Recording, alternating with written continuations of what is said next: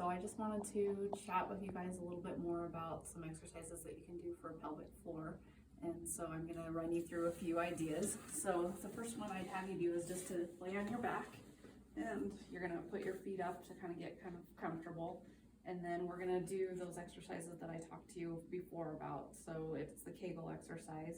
What I want you to do is think about using those muscles in your pelvic bowl to tighten.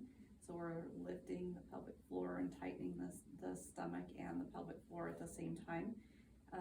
And we're going to try and do that quickly 10 times in a row. So you're going to do a tighten, relax, tighten, relax, tighten, relax. You're going to do 10 of those as quick as you can, and then relax.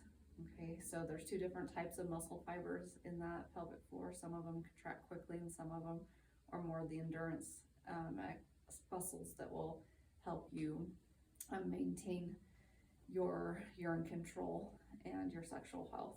The next one would be a long contraction.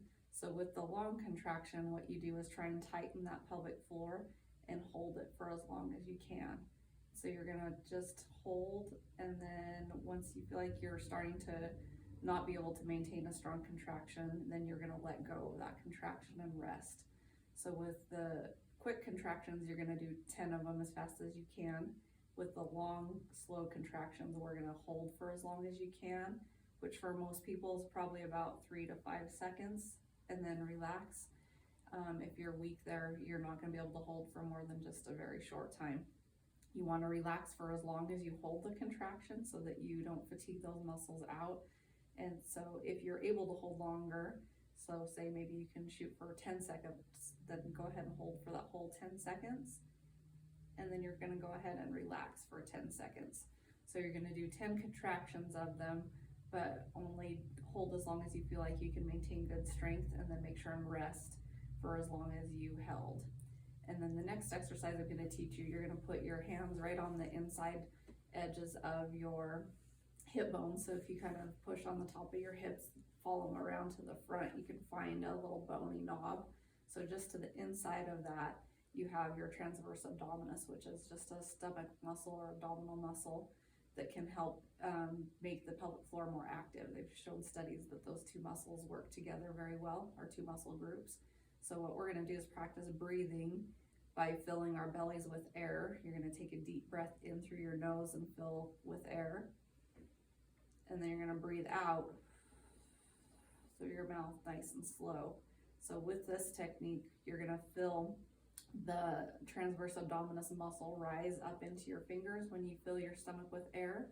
And then when you blow the air out, you're trying to tighten your stomach muscles and feel them drop away from your fingers. So you can get a good sensory cue that you're getting that muscle to work. And so that one also will help get the pelvic floor working better by getting the abdominal muscles to work with the pelvic floor. And then the last one that I'm gonna teach you is actually just working on making the pelvic floor work with your breathing. So what you would do is very similar to what we just talked about. You're gonna try and take a deep breath in through your nose and fill that whole belly area with air. And then when you breathe out, slow through the mouth, you're gonna really concentrate on tightening that pelvic floor, doing one of those Kegel contractions while you blow the air out.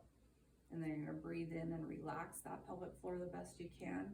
And then you're gonna breathe out and you're gonna tighten that pelvic floor again.